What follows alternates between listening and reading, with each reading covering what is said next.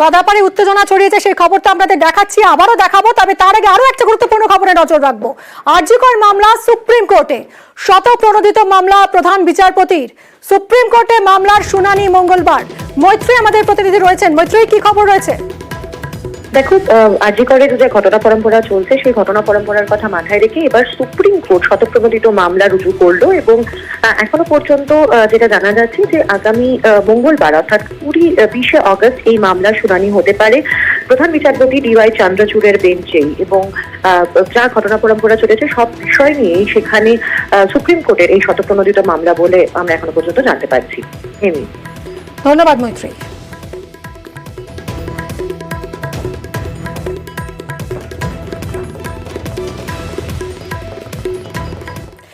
বিক্ষোভে অবরুদ্ধ এই মুহূর্তে ইএম বাইপাস। নিষেধ উপেক্ষা করেই সেখানে জমায়েত করেন বহু সমর্থক ইস্ট বেঙ্গল এবং মোহনবাগানের, এবং সেই জমায়েত বিক্ষোভ